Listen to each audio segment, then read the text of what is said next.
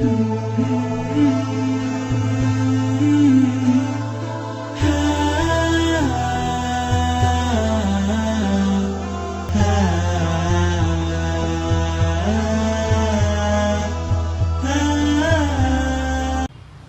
sekalian, kalau terjadi kemungkaran di depan mata Anda harus dipungkiri. Dan Allah berikan keringanan dalam poin ini. Yang kita wajib seru dan kita wajib pungkiri adalah sesuatu yang kelihatan depan mata kita. Dan yang wajib yang pertama, misal gini, azan nih kita punya tamu di rumah. Jangan rasa nggak enak. Udah azan, maaf kita sholat ya di masjid. Ajak tamunya. Insya Allah orang diajak kebaikan mau tuh. Maka tidak mungkin dia mau tinggal di rumah kita kalau seandainya tidak ada orang di rumah misalnya atau cuma istri kita, pastilah dia ke masjid. Itu namanya menyuruh. Kita menyuruh pada kebaikan, sekalian ingkar mungkar. Maka ini penting untuk diketahui, dilakukan. Kalau ada orang yang berbuat kemungkaran di depan mata kita, wajib kita ingatkan. Kalau dia tidak melakukan yang ma'ruf, kita harus ingatkan. Kalau kita biarkan dan itu merata nanti, banyak orang akhirnya mengerjakannya. Kata Nabi SAW, siapa yang lihat kemungkaran, dia harus pungkiri dengan tangannya. Tangan artinya kekuatan. Pemimpin negara menerapkan peraturan, tidak boleh ini, tidak boleh itu.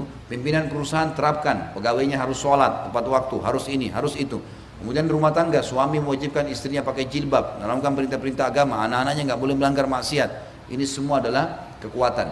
Kalau kalian tidak mampu, maka dengan lisan kalian nasihati. Kalau kalian tidak mampu, dengan hati kalian. Dan itu selemah-lemah iman. Dan tidak ada orang yang tidak bisa pungkiri dengan hatinya. Teman-teman, dari tadi Anda dari rumah ke masjid ini, berapa banyak pelang rokok di pinggir jalan? Berapa banyak teman-teman kita yang jual khamar kaum muslimin di pinggir jalan? Berapa banyak muslimah di pasar-pasar dekat rumah kita, jalan di pasar dengan pakai daster tidurnya, nggak tutup aurat? Sudahkah Anda ingkar mungkar? Sudah pernah minimal Anda bilang, ya Allah berikan hidayah? Saya sangat yakin teman-teman, kalau kita semua sepakati minimal saja ingkar mungkar dengan hati, insya Allah akan Allah hilangkan tuh kemungkaran. Masalahnya kita semua lewat, nggak peduli lagi sudah. Padahal itu peluang dapat pahala, peluang juga untuk menghilangkan kemungkaran, menghilangkan musibah yang akan datang. Ingkar mungkar dengan doa, dengan hati, sudah luar biasa. Pertama kita dapat pahala karena mendoakan, dan bukan cuma dia, semua yang seperti dia di muka bumi kita doain. Kalau Allah terima, kita dapat pahalanya. Dan juga kita sudah ingkar mungkar. Tidak boleh dibiarkan, karena kalau dibiarkan masalah. Hati-hati. Kalau teman-teman lihat kemungkaran dan tidak memungkirinya, melihat sesuatu yang ma'ruf, azan ada orang tidak sholat, tidak diingatkan, minimal dengan hati, dengarkan hadis Bukhari. Kata Nabi SAW, Allah pernah mengutus Jibril alaihissalam untuk menghancurkan satu negeri karena dosa yang merata di tengah-tengah mereka. Lalu Jibril menemukan salah satu penduduknya orang saleh. Lalu Jibril berkata kepada Allah, ya Allah, sesungguhnya di negeri tersebut terdapat hambamu fulan yang saleh. Apa kata Allah? Mulailah azab, siksaan dari dia. Dia yang pertama kamu kenain. Karena dia tidak pernah menyuruh kepada kebaikan, tidak pernah melarang dari kemungkaran. Rajin sholat ke masjid, tapi nggak pernah ingatin orang di dekatnya yang pinggir jalan. Di depan masjid kadang-kadang kita di Indonesia ini subhanallah, azan duduk depan masjid, azan dengar, iqamah, sholat, ingatkan, cuma bilang saja. Maka itu sudah luar biasa. Karena kalau tidak, musibah datang, kita yang paling pertama diancam oleh Allah Subhanahu Wa Taala. Teman-teman sekarang ada kisah yang berhubungan dengan masalah ini. Kaum sebelum kita di sebuah negeri namanya negeri Ila. Negeri Ila ini di wilayah Palestina, sekarang direbut oleh Israel tentunya, dan masuk wilayah Israel. Dulu memang orang yang tinggal situ Bani Israel, pengikutnya Nabi Musa alaihissalam, dikenal dengan Ashabus Sabt, orang-orang yang melanggar peraturan hari Sabtu. Kan Nabi Muhammad SAW mengatakan dalam hadis, teman-teman sekalian, Yahudi memilih Sabtu sebagai hari raya mereka, Nasrani hari Ahad, dan aku diberikan hidayah untuk memilih hari Jumat. Jadi ini masing-masing hari raya dari 3 agama profetis atau Samawiyah ini. Yahudi di hari Sabtu dalam hukum Taurat, mereka nggak boleh melakukan kegiatan apapun. Tidak boleh mancing, tidak boleh beraktivitas bisnis, nggak boleh berperang di hari Sabtu. Ada hukum-hukum, mereka nggak boleh. Kebetulan penduduk negeri Ila ini tinggal pas di pesisir pantai, dan Allah Subhanahu Wa Taala menurunkan hukum pada mereka tidak boleh mancing hari Sabtu. Dari masyarakat negeri Ila ada 3 golongan. Yang pertama orang yang melanggar. Apa yang mereka lakukan? Mereka nggak mancing hari Sabtu secara terang-terangan, tapi mereka masang jala malam Sabtu.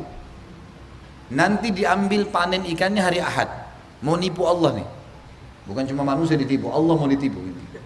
Mereka bilang kami nggak mancing, cuma masang jala saja. Sama aja bohong. Ada golongan yang kedua, melarang mereka, nggak boleh mancing hari Sabtu. Haram, hukumnya Allah. Waktu itu ya, hukum Taurat. Sekali lagi, ini hukum Taurat. Halal mancing dalam Islam. Ini hukum dulu. Jadi ada kelompok yang melanggar, ada kelompok yang ingkar mungkar. Ada kelompok ketiga, orang beriman juga. Tapi kelompok ketiga ini bukannya melarang kelompok pertama, malah menahan kelompok kedua. Dia bukan gabung sama yang kedua, ayo kita pungkirin yuk. Enggak, kelompok tiga datang kelompok dua lalu mengatakan, sudahlah, untuk apa ingatin mereka? Kalau mereka melanggar nanti Allah binasakan. Nggak usah pusing, biarin aja orang buat. Yang terjadi apa teman-teman sekalian? Waktu datang azabnya Allah menghukum wilayah Ila, Allah selamatkan kelompok yang kedua, kelompok 1 dan kelompok 3 dibinasakan. Kelompok 3, orang beriman.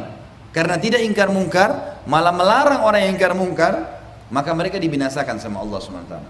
Ini bukan cerita karangan ya. Kita akan dengarkan firman Allah menceritakan masalah itu. Surah Al-A'raf, surah nomor 7 ayat 163 sampai 166. A'udzubillahi minasyaitonirrajim. Waktu orang-orang Yahudi memungkiri risalah Nabi Muhammad SAW, maka Allah menyuruh Nabi Muhammad SAW sebutkan ayat ini. Was'alhum 'anil qaryati allati kanat hadiratal bahr idh ya'duna fis sabt idh ta'tihim hitanuhum yawma sabtihim syurra'a wa yawma la yasbituna la ta'tihim kadzalika nabluhum bima kanu yafsukun. Tanya kepada mereka hai Muhammad, orang-orang Yahudi itu, tentang negeri Ilah tadi yang berada di pinggir lautan. Karena mereka bilang Nabi Muhammad SAW risalahnya bohong. Gak benar nih Muhammad ngarang-ngarang. Al-Quran itu dicaplok-caplok ayat dari Injil dan Taurat lalu jadi Al-Quran. Allah SWT membongkar kepada mereka. Bukti kalau Muhammad SAW salah satunya adalah Nabi adalah mengetahui kisah tentang negeri Ilah. Tanyakan kepada mereka tentang penduduk negeri Ilah yang ada di pinggiran lautan. Ingatkah kalian tentang kisahnya yang disebutkan dalam Taurat, bahwasanya di hari Sabtu mereka dilarang memancing, dan pada saat itu justru hari Sabtu itu ikan-ikan datang kepada mereka. Allah coba. Hari Sabtu itu dikatakan oleh para ulama tafsir, ikan-ikan besar datang ke pinggir pantai dan berdempetan sama ikan-ikan kecil, tinggal diambil. Allah SWT uji mereka. Dilarang dan diuji oleh Allah SWT. Awalnya tidak begitu. Awalnya cuma dilarang mancing hari Sabtu. Setelah mereka melanggar, Allah datangkan cobaan lebih berat. Allah datangkan ikan-ikan itu dengan banyak. Maka yang terjadi teman-teman sekalian, kata Allah, ingatlah pada saat ikan-ikan itu datang memenuhi tempat-tempat mereka, dan selain hari Sabtu, ikan itu tidak datang. Mereka harus keluar untuk mencarinya. Begitulah kami menguji mereka karena mereka berbuat kefasikan. Wa idh qalat ummatum minhum lima ta'iduna qauman illahu muhlikuhum aw mu'adzibuhum 'adzaban syadida qalu ma'dziratan ila rabbikum wa la'allahum yattaqun. Tadi itu ayat 163, sekarang 164. Allah menceritakan tentang 3 golongan tadi. Ada yang berbuat kemungkaran, ada yang mengingkari, ada yang melarang yang berbuat mungkar.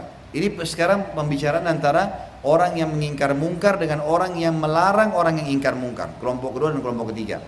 Ingatlah pada saat umat yang ketiga yang tidak melarang orang buat mungkar, malah menahan orang yang ingkar mungkar, berkata kepada orang yang ingkar mungkar, kenapa kalian harus repot-repot mengingatkan kaum yang nanti juga Allah akan binasakan mereka? Apa alasan kalian? Biarin aja bermaksiat, nggak apa-apa.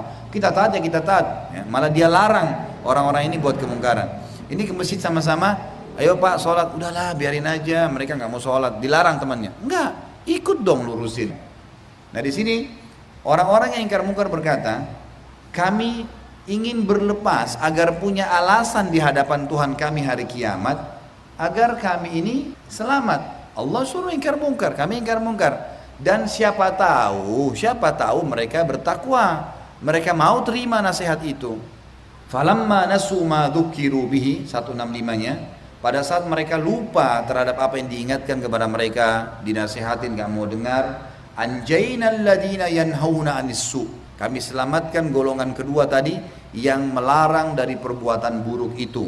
Wa akhadnal ladina zalamu, dan kami binasakan yang zalim, kelompok ketiga dan kelompok pertama tadi, bi'adzabim ba'isim bima kanu yafsukun, dengan azab yang sangat menghinakan dari perbuatan fasik mereka. Falamma atau amma nuhu anhu qulna lahum kunu qiradatan khasiin.